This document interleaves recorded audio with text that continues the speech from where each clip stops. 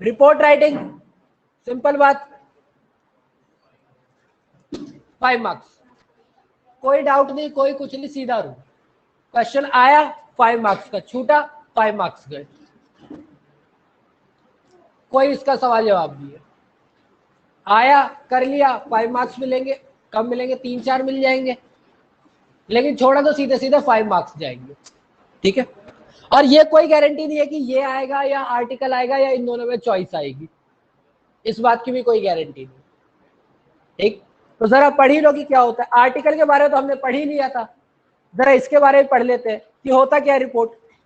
एक सिंपल सी बात है, अगर हम लोग कभी बोलते हैं कि किसी भी चीज के बारे में रिपोर्ट करो, तो रिपोर्ट का मतलब क्या होता है, कि रिपोर्ट करो इसका मतलब क्या होता है, जानकारी देना, इंफॉर्मेशन देना। बेसिकली अगर हम किसी भी चीज की रिपोर्ट की बात करते हैं तो हम किसकी बात कर रहे होते हैं, जानकारी की बात कर रहे होते हैं। और जानकारी आप कैसे पता लगाते हो किसी भी चीज के बारे में, सर्च करके, इन्वेस्टिगेट करके, ठीक है, रिसर्च करके, यही कुछ चीजें होती है जिससे आप रिपोर्ट का पता लगाते हो। यानी कि आप क्या करते हो, अपना डेटा कलेक्ट करते हो। ठीक है, तो इसके अंदर भी क्या बोला हुआ है, a report is an account given to a particular event, कोई इवेंट हो, कोई इश्यू हो, कोई सब्जेक्ट हो, किस फॉर्म में, अगर उसे ऑफिशियल डॉक्यूमेंट की फॉर्म में डालते हैं तो वो क्या बनती है, हमारी रिपोर्ट बनती है। ऑफिशियल डॉक्यूमेंट इसलिए बोला क्योंकि हमने पढ़ा था आर्टिकल में, article are less formal than report, ये लाइन पढ़ी थी। तो आर्टिकल्स जो होते हैं वो हमारे क्या होते हैं, थोड़े कम फॉर्मल होते हैं, क्योंकि वो एंटरटेनिंग भी हो सकते हैं, पर रिपोर्ट क्या होती है, कंप्लीटली फॉर्मल। ठीक, आफ्टर थ्रू, किस तरीके से हम किसी भी चीज के बारे में जानकारी कैसे लेते हैं, इन्वेस्टिगेशन के थ्रू, या फिर ये ध्यान में रख करके कि भाई क्या क्या बातें आ रही, कंसिडरेशन। ठीक है, वो कंसिडरेशन कौन देता है, कोई एक अपॉइंटेड पर्सन ही देगा, या कोई एक बॉडी होगी, एक कमेटी होगी जो कि ये रिपोर्ट देगी हमें। रिपोर्ट पेश कौन करेगा, या तो कोई इंसान या तो एक कमेटी, दो ही तरीके के लोग तो रिपोर्ट देंगे। न्यूज़पेपर में जो रिपोर्ट आता है वो कौन करता है, कौन पेश करता है, कोई एक कॉरेस्पॉन्डेंट, संवाददाता, कोई एक संवाददाता करता है। जो हमारी कमेटी की रिपोर्ट्स होती है, जैसे कि अभी तुम मैं बात करता हूँ, ये फार्मर बिल्स के ऊपर ही आ जाए एक रिपोर्ट, तो इसके ऊपर की ये रिपोर्ट, ये बिल कितना सक्सेसफुल हुआ, कितना सक्सेसफुल नहीं हुआ, इसके ऊपर जो रिपोर्ट देगा कोई एक इंसान नहीं दे सकता, इसके लिए क्या आएगी, पूरी की पूरी कमेटी आएगी। तो इसीलिए यहाँ पर क्या लिखा हुआ है, पर्सन हो या बॉडी हो, दोनों ही क्या दे सकते हैं, रिपोर्ट दे सकते हैं, इनको अपॉइंट किया जाता है। क्लियर। उसके बाद हमें क्या बोला हुआ है, अब अगर एक बात बताओ, मैंने कहा कि रिपोर्ट दी जा रही है, फॉर्मल भी है, जो चीज फॉर्मल होती है वो प्री डिटरमाइंड पर्पस के लिए होती है। कोई भी चीज अगर फॉर्मल होगी तो उसका पर्पस क्या होगा, प्री डिटरमाइंड होगा। पर्पस जो होता है, आर्टिकल में हमने एक चीज पढ़ी थी कि अगर हमें पर्पस पता चल जाता है तो यहाँ से हमें हेल्प किस चीज को पहचानने में मिलती है, हमारी ऑडियंस को। अगर हमें पर्पस पता है किसी टॉपिक का तो उससे हमारी ऑडियंस का हमें पता लग जाता है। तो यानी कि यहाँ पर क्या बोला हुआ है, इसका एक पहले से क्या होता है, डिफाइंड पर्पस होता है, और इसीलिए इसकी एक स्पेसिफिक ऑडियंस भी होती है। ठीक है, डेफिनेशन क्लियर रिपोर्ट की।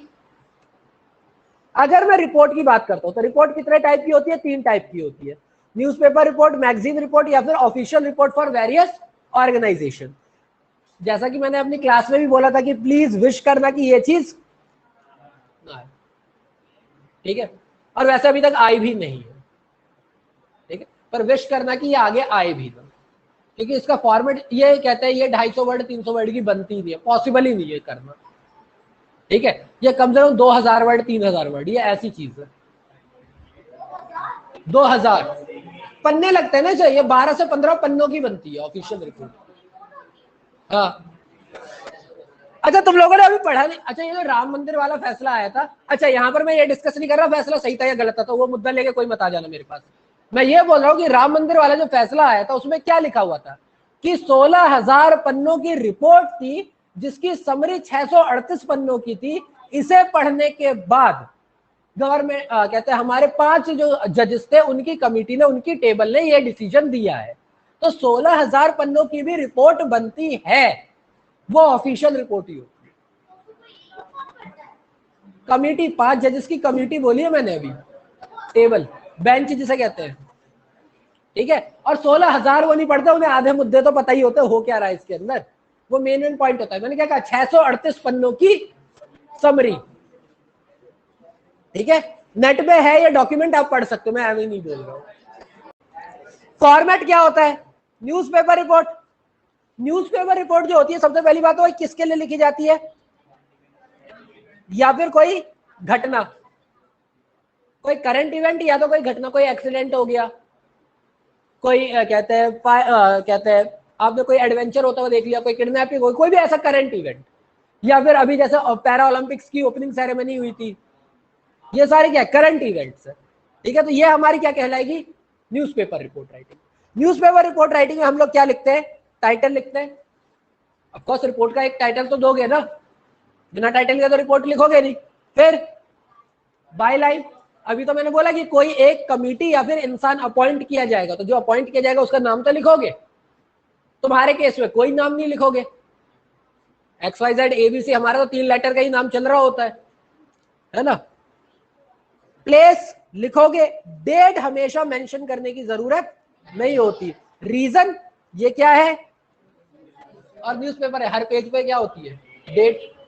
तो अगर 2-3 दिन पुराना कोई इवेंट है तो आप डेट मेंशन करते हो, अदरवाइज करंट डे का यानी एक दिन पहले का यस्टरडे लिख ही रहे हो। अभी वहां पर लिखा हुआ है, वहां पर कहते हैं 2 सितंबर और आप लिख रहे हो yesterday the schools in Delhi were open, तो इसमें डेट डालने की क्या जरूरत है?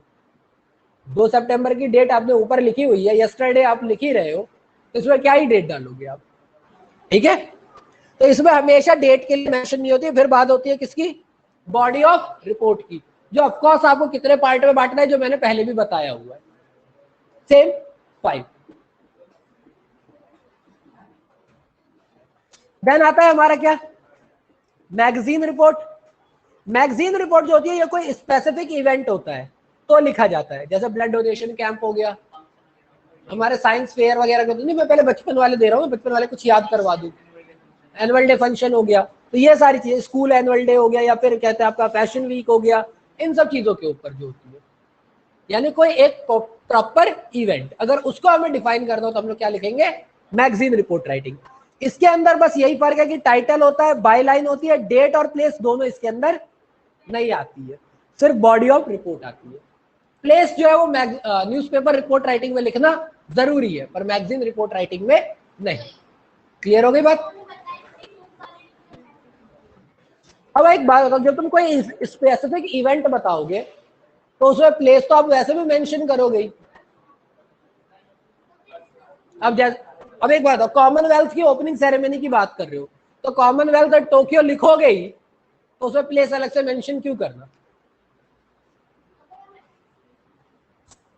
ये कह रहा हूं, स्पेसिफिक इवेंट जब होता है ना तो वो ऑलरेडी जगह लेकर के चल रहा होता है। वहीं पर अगर मैं बात करता हूं किसकी? फॉर्मल रिपोर्ट्स की, मैंने जो बोला है वो देख लो। ये क्या होता है? सबसे पहली बात तो ये कॉम्प्लेक्स होते हैं, often of important project and proposals, यानी कुछ स्पेशल प्रोजेक्ट होते हैं, कुछ स्पेशल प्रपोजल्स होते हैं। जैसे कि आपने कोई एक एक्सपेरिमेंट किया, उसका रिजल्ट क्या आया है, आपने कोई प्रपोजल या कोई नया प्रोडक्ट मार्केट में लेकर के आए, वो कितना सक्सेसफुल है, कितना फेलियर है, ये सारी चीज। ठीक, उनसे भी पूछ लूं, समझ में आ रहा है? चलो, हेडिंग लिखेंगे ही लिखेंगे। ऑफ कोर्स आप ऑफिस की रिपोर्ट में, सुन लो मालिको, ओ सुन लो, बोल रहा हूं, केस डिस्कस नहीं कर रहा हूं, यही बता रहा हूं। हेडिंग लिखोगे, अगर रिपोर्ट लिख रहे हो तो हेडिंग तो लिखोगे। हेडिंग लिखोगे तो फिर उसके बाद, क्योंकि यहां पर क्या चीज मैंने बोली, आप सबसे पहले किसके लिए लिख रहे हो ये रिपोर्ट, किसको सबमिट करके आओगे आप, किसके द्वारा लिखा जा रहा है। तो यहाँ पर एक कमेटी का नाम भी हो सकता है और 4-5 लोगों के अलग अलग मेंबर्स के नाम भी हो सकते हैं, क्योंकि रिपोर्ट जो है कमेटी में बनाएंगे तो अलग अलग लोगों के, अगर अलग अलग कमेटी का क्या होता है, एक चेयरमैन होता है, एक वाइस प्रेसिडेंट होता है, तो अगर इस तरीके से भी आपको करना है तो वो भी आप यहाँ पर नाम लिख सकते हो, मेंशन कर सकते हो। तो टू और फ्रॉम अलग अलग हो गए। देन आती है डेट की, किस दिन ये सबमिट की जा रही है, डेट ऑफ सबमिशन। सब्जेक्ट, किस चीज के बारे में लिख रहे हो। उसके बाद इंट्रोडक्शन। इंट्रोडक्शन का मतलब कि भाई ये लिख क्यों रहे हो रिपोर्ट, ये रिपोर्ट लिख क्यों रहे हो। देन क्या आती है? Main body. मेन बॉडी के अंदर आप क्या लिखते हो कि इसके बारे में आपको क्या इंफॉर्मेशन प्राप्त हुई, वो कहां कहां से आपने रिसोर्सेस निकाले, कौन कौन सा मटेरियल यूज किया है, और इसके बाद आप क्या क्या बताना चाहते हो उसके अंदर। ठीक, क्योंकि ये ऑफिशियल रिपोर्ट है, अब जैसे कि अगर मैं बात करता हूँ अभी एक करंट ही टॉपिक की बात करता हूँ, करंट रिपोर्ट की बात करता हूँ, ये तुम्हारा अभी हाल फिलहाल में तो हुआ था ये जो हमारा अभी तूफान नहीं आए थे उड़ीसा वाले, ठीक है चलो इतना पता है ना। तो सब उसके, अब मैं ये बात नहीं कर, तूफान आई थी तो उस तूफान के लिए सबसे पहले सीएम ने रिपोर्ट मांगी होगी कि भाई कितना नुकसान हुआ है, कितना नुकसान नहीं हुआ है।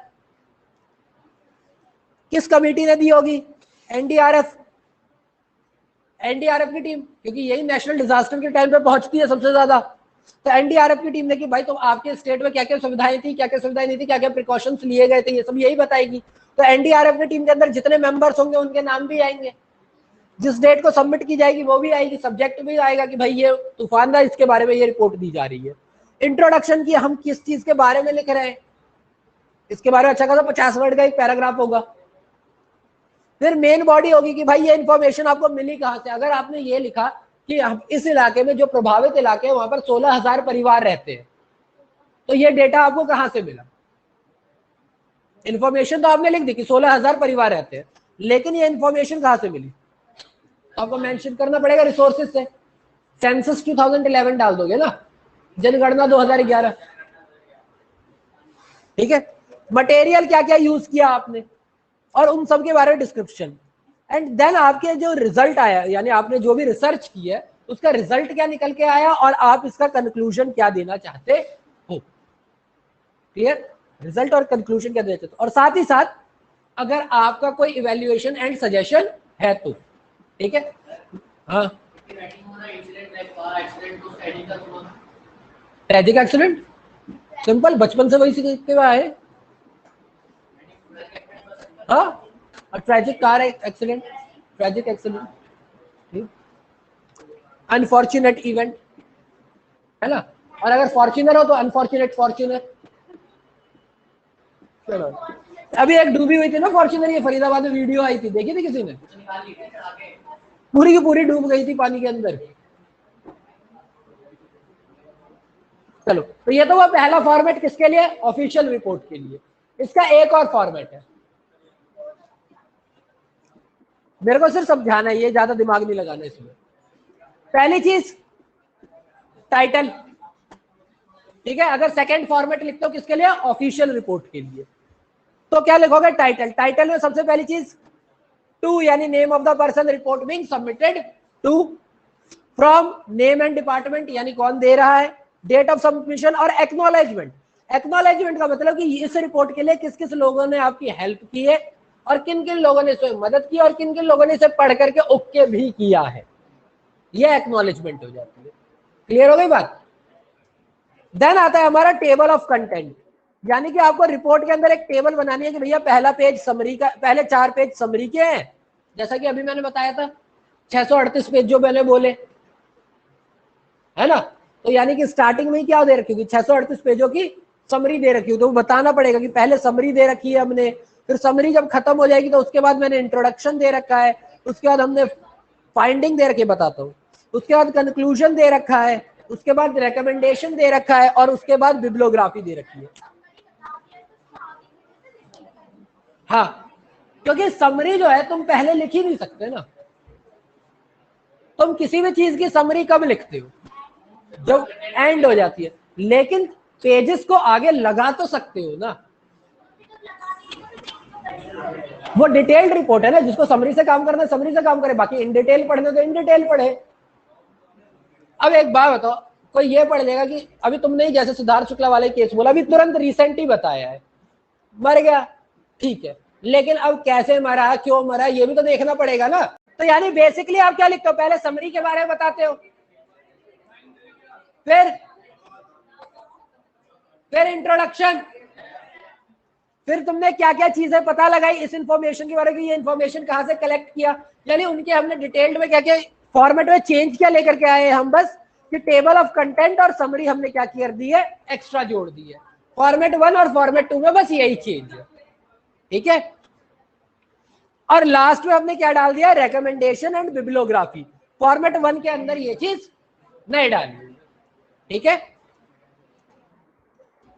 अब एक और चीज देख लो यहां पर, ऑफिशियल रिपोर्ट राइटिंग की कोई भी एक स्पेसिफिक फॉर्मेट नहीं होता, लेकिन क्योंकि बहुत सारे ऑफिस है उनका अपना फॉर्मेट है, वो अपने फॉर्मेट में रिपोर्ट निकलवाते हैं। लेकिन ऐसा भी नहीं है कि इसके लिए सारे के सारे क्या है अपने अपने फॉर्मेट होते हैं, कुछ ऐसे फिक्स्ड फॉर्मेट भी होते हैं। जैसे इनकम टैक्स के लिए अगर रिपोर्ट निकाल ली है तो वो तो गवर्नमेंट ऑफ इंडिया के हिसाब से ही बनेगी ना, वो कंपनी अपना पर्सनल तैयार नहीं कर सकती है।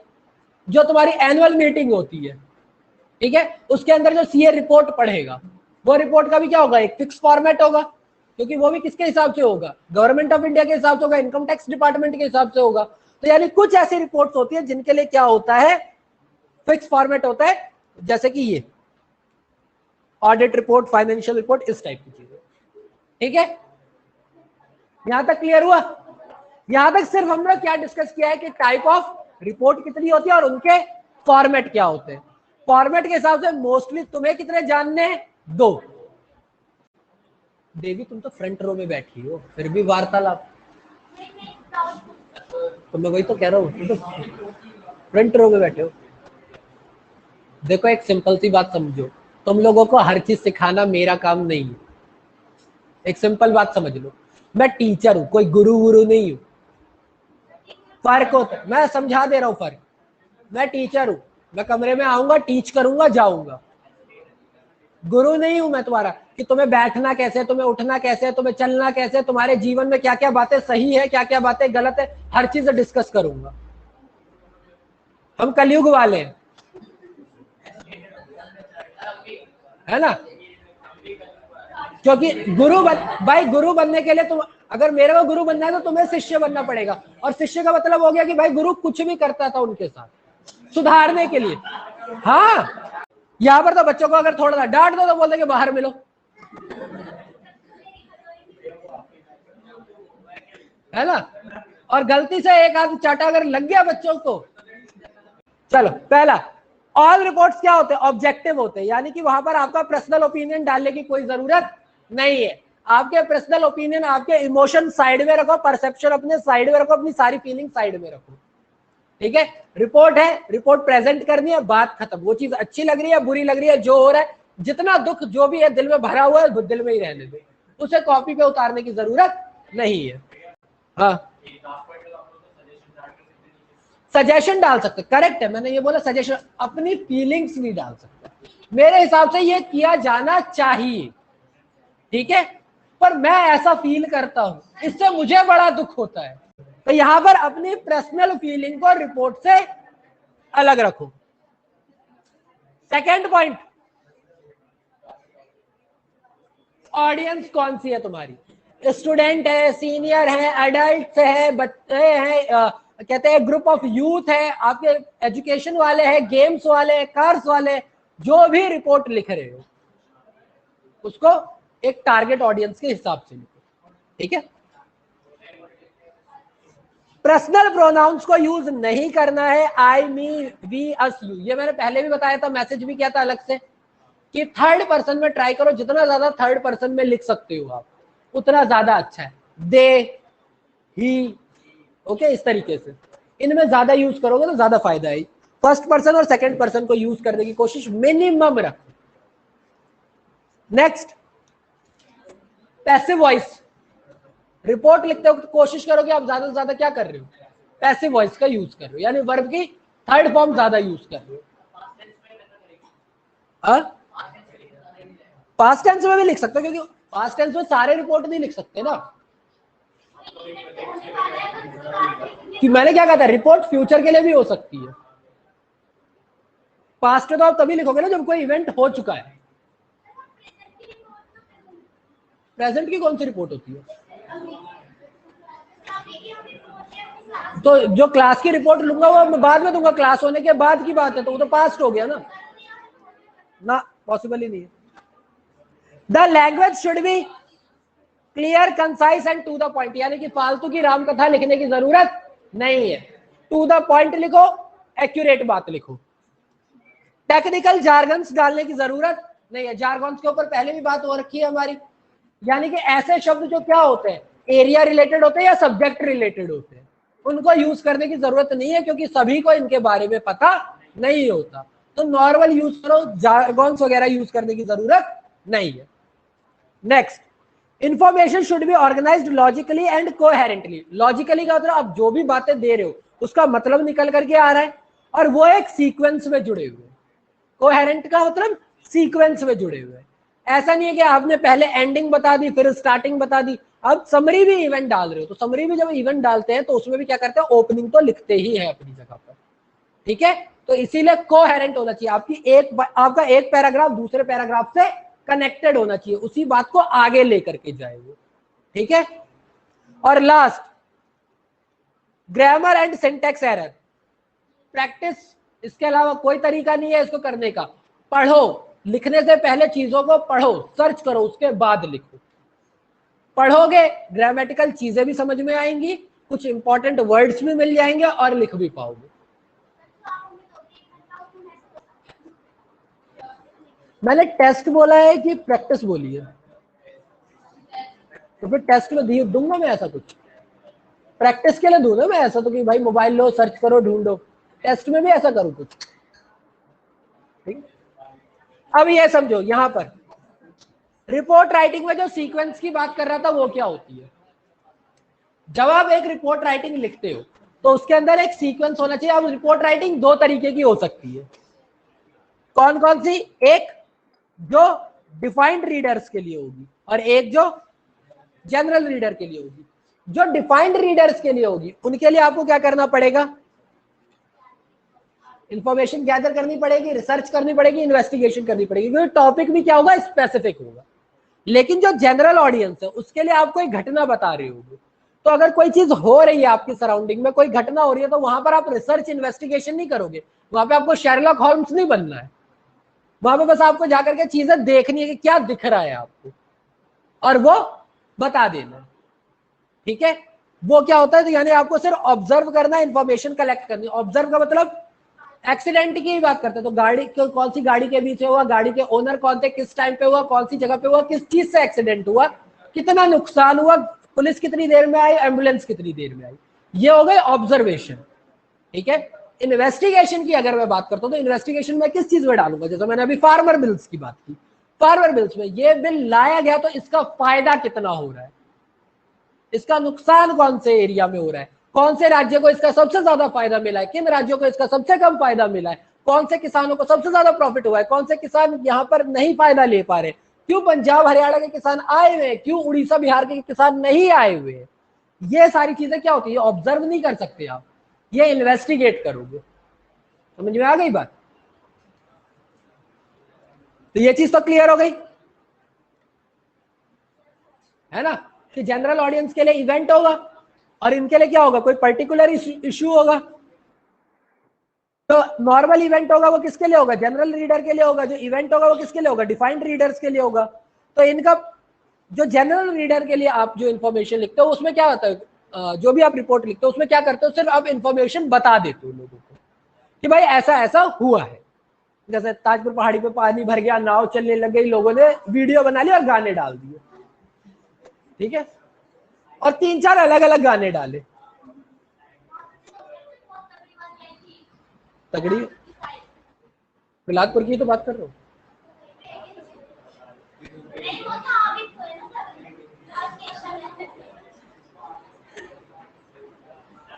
अच्छा, स्पेसिफिक पर्पस के लिए लिखोगे, अगर स्पेसिफिक ऑडियंस के लिए लिख रहे हो तो पर्पस भी क्या होगा, स्पेसिफिक होगा।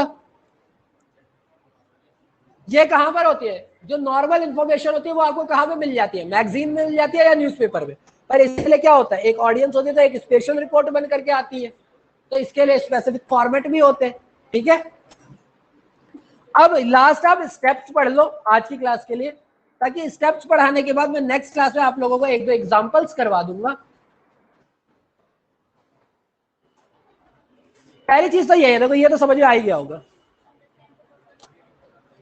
सबसे पहली चीज तो ये, रिपोर्ट लिख क्यों रहे हो, जनरल ऑडियंस के लिए लिख रहे हो, स्पेसिफिक ऑडियंस के लिए लिख रहे हो, इंफॉर्मेशन दे रहे हो, या फिर क्या बताना क्या चाहते हो उससे, ठीक है। Second, gather and select information. सीधी बात, ये आपको नहीं करना, ये स्टेप आपको करना ही नहीं है। आपको तो टॉपिक पढ़ना है, अपना दिमाग घुमा देना वहां पे ही, यहाँ भाई कहाँ कहाँ लिख सकते हैं। हाँ सही बात है, देना तो कुछ भी नहीं चाहिए, पास कर दो बस, एडमिशन लेते ही डिग्री दो, बात खत्म।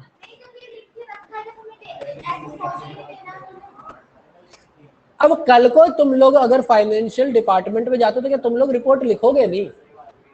अभी जो इंग्लिश की मैंने क्या बताया था, ये जो इंग्लिश सब्जेक्ट दिया ही गया है, इसका मेन काम क्या है यहाँ पर, 40 मार्क्स तो है ही है, पर ये दिया है आईसीआई इसे इतने सालों के बाद लेकर, आईसीआई आज से तो नहीं खुली हुई।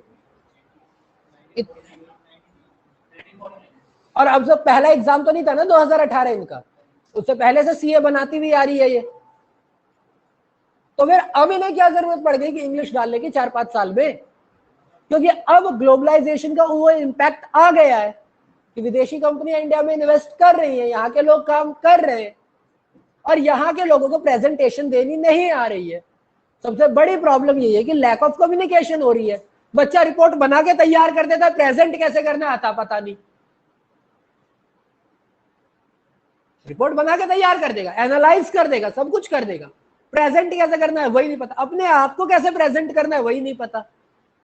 जब तुमने अपने कंटेंट को ऑर्गेनाइज कर लिया, अपना दिमाग तुमने मार्केट में घुमा लिया, घुमाने के बाद तुमने दिमाग में कंटेंट सेट कर लिया कि भाई मुझे लिखना है ऐसे, तो आपने उसको क्या कर लिया, ऑर्गेनाइज कर लिया कि भाई मुझे क्या करना है, मुझे 5 पैराग्राफ में बांटना है, इन्फो इम्पैक्ट वगैरह ऐसे 5 पार्ट में बांट देना है, ओपनिंग मिड एंड एंड।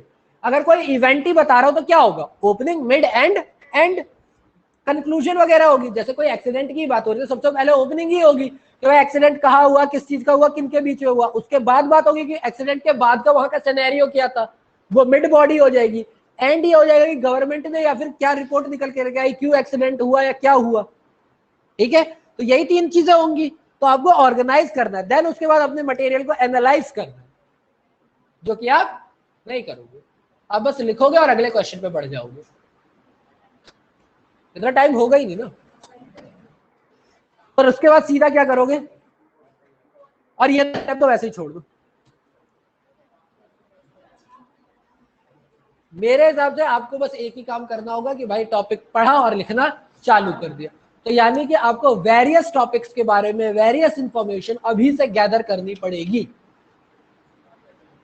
और आपको भी नहीं पता और गैदर नहीं भी कर सकते हो अगर इंफॉर्मेशन, तो एटलीस्ट जब कुछ नहीं आता तो कोई चीज कैसे लिखे। जब मेरे पास किसी भी चीज के लिए कोई इंफॉर्मेशन नहीं है लेकिन मुझे लिखना भी है, तो वो कैसे करें, ये आपको सीखना पड़ेगा। नहीं, रिपोर्ट राइटिंग में ऐसा कुछ नहीं होता। अब जैसे ये दे रखा है, ज्यादा लंबा नहीं पढ़ाऊंगा, ये हम सब का दुख,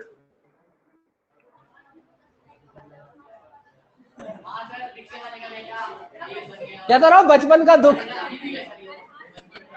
तुम करते क्या हो, ये देखा है, कुछ नहीं कर पा रहे, ठीक है ना। यही तो, ये तो लाइन हमने सुनी हुई है ना, सबने ही सुनी हुई है ना।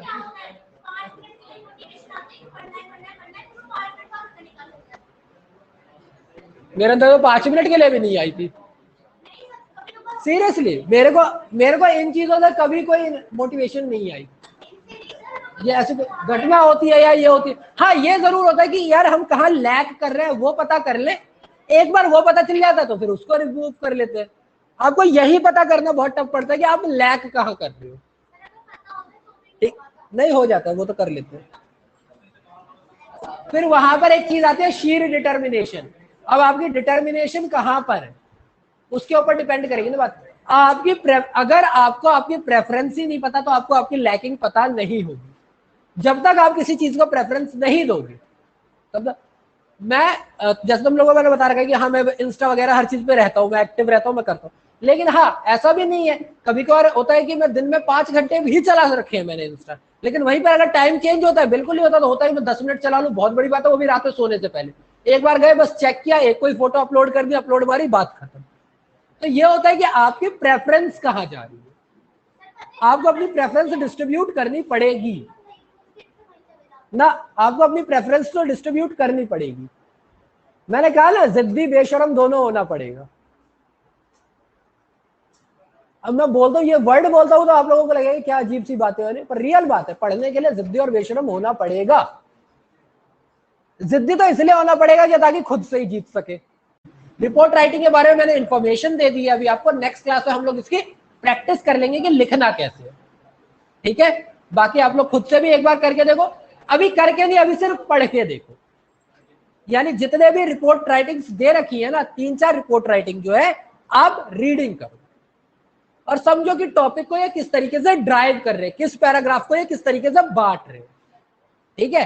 पहले वो अंडरस्टैंडिंग लाओ, फिर लिखने के ऊपर जाओ, क्योंकि पहले राइटिंग से पहले रीडिंग, पहले इनपुट अच्छा करो फिर आउटपुट अच्छा होगा, ठीक। चलिए, thank you for your time.